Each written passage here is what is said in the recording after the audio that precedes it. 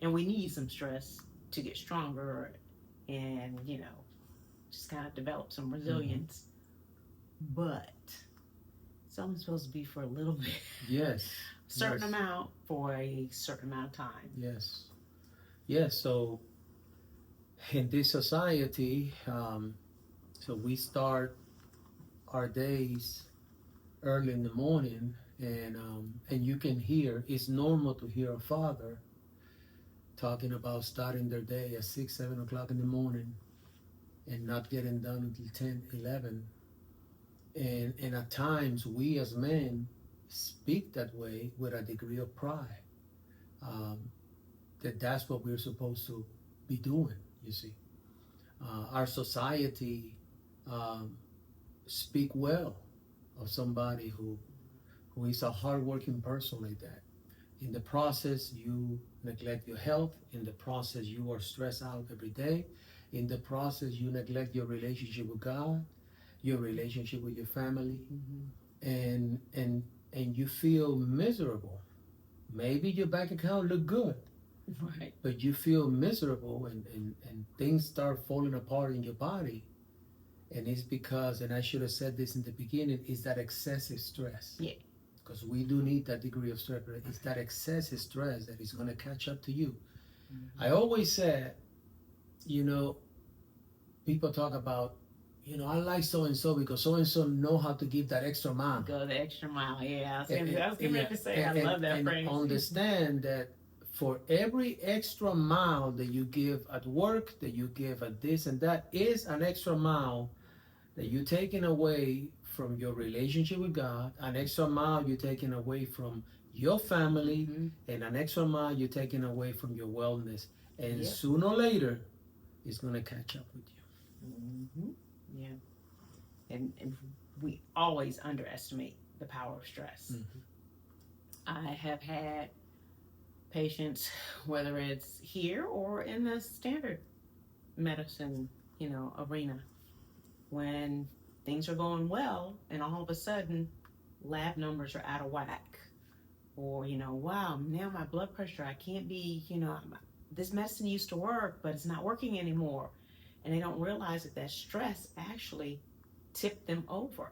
In fact, that happened to you. Yes. Big time. Yes. And it was funny because whenever we try to tell people about it, the first thing they always said, well, what did he eat differently? Well, did he stop exercising as much? Or what happened? Did this happen? And what about his medicines? Or what about like, no, you are not listening to me. The only thing that changed was the stress level. Yes. And yes. I won't steal your thunder. Yes, I was a case manager. Actually, I was a supervisor when this happened. And I go from 50 clients to 70 clients, and then all of a sudden, some of my coworkers resign, and I find myself with over 150 clients. And those were clients that were SMI.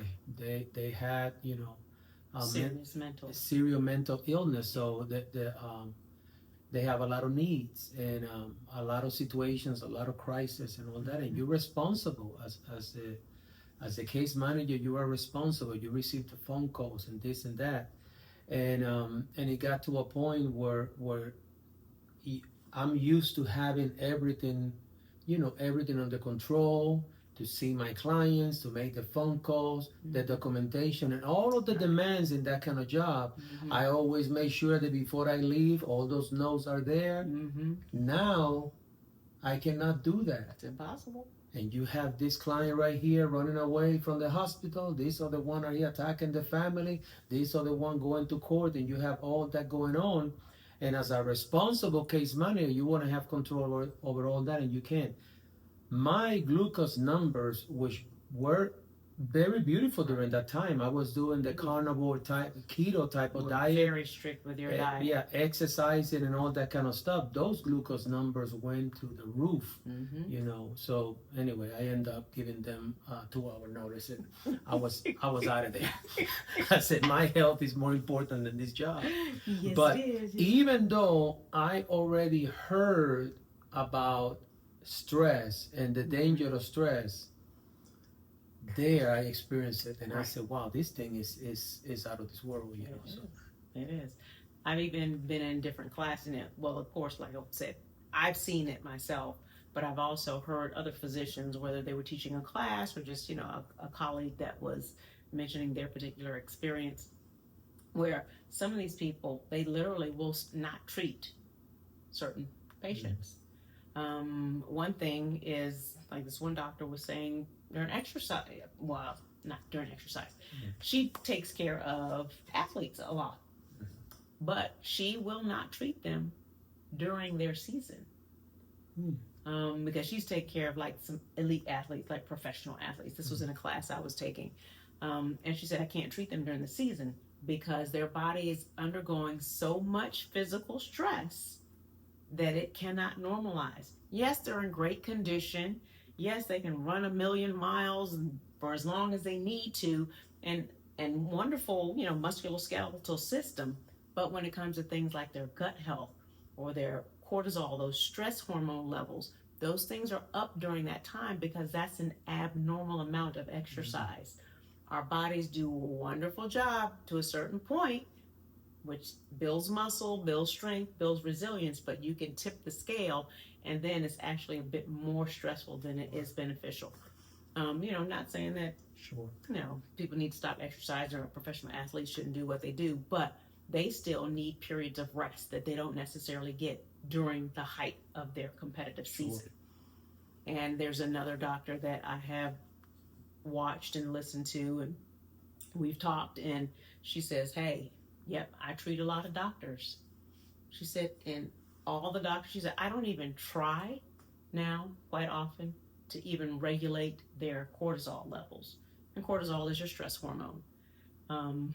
She says, I don't try. She said, because it's not going to normalize with the typical schedule that a doctor has. We don't sleep like a lot of people do. We work longer hours than a lot of people. Shucks, doctors on average die about 7 years earlier than the standard population just because of the abuse that we, undergo during training and then just the stress that we have during our typical career. So she's like, I don't even try.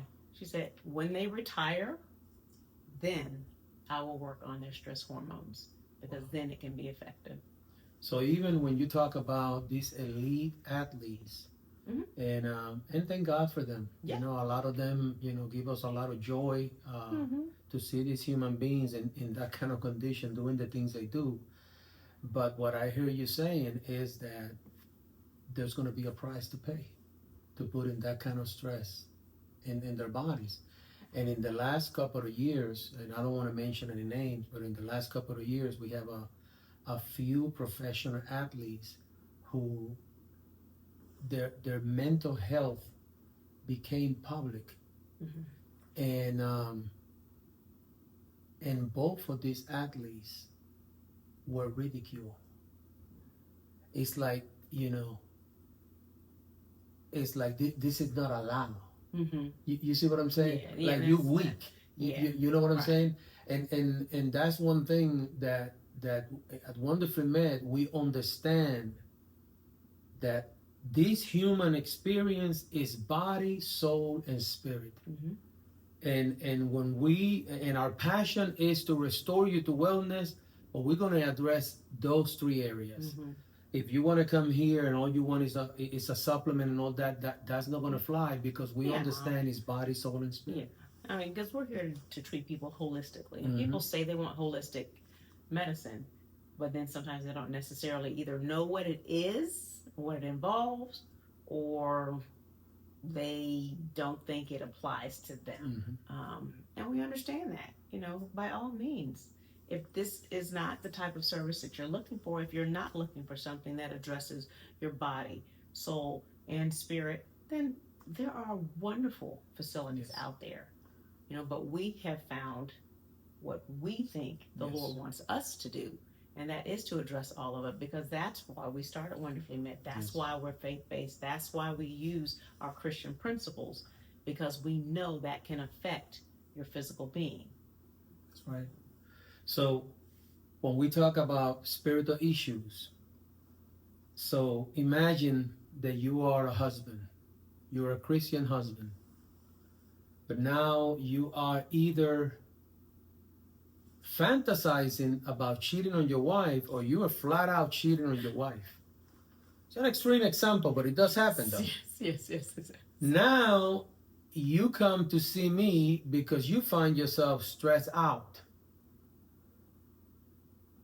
You can change your lifestyle, you can change your diet, you can do a million things, but until this situation, this adultery is resolved, there are going to be effects in your body. So there you have to apply spiritual principles. You have to stop doing that. And again, that approach apply with believers, because if they're not believers, then okay, try to be rational about it. Yeah. When it comes down to in those situations, there's still that underlying stress. Yes. And that is going to spill over into hormone fluctuations and blood pressure changes and all these types of things that affect your physical body. So when we talk about the other aspect, which is more of the emotional aspect, the soul, because emotions flow out of the soul, there is something called cognitive distortions. They're also called mental mistakes. Is this ways of thinking that we have developed from our upbringing. One of those is catastrophizing. I'm so proud of myself. I pronounced that well. You did a good job. Catastrophizing. Ooh, what that is English word on? What is catastrophizing? These are folks who make a big deal out of nothing. Do you know people like that? Things that are just a little thing, and they just fall apart. Somewhere down the line, they learn that. Mm-hmm. And until that cognitive distortion is exposed and fixed, that person will always suffer with anxiety, because that person cannot take any little resistance in society. They fall apart. Well, you can exercise, you can eat right, you can do all these things, but until that cognitive distortion, there are many, I'm just pointing that one out because that is the mother of all anxiety. Until that catastrophizing cognitive distortion is addressed, you will be a victim of anxiety for the rest of your life. Mm-hmm. Yep, that's why we do what we do. We want to deal with it all, so people can feel better overall. So there you have it. We're in the business of restoring people to wellness. This is Dr. Casiano. This is Angel Casiano, and God bless you. We love you, and until the next time. God bless.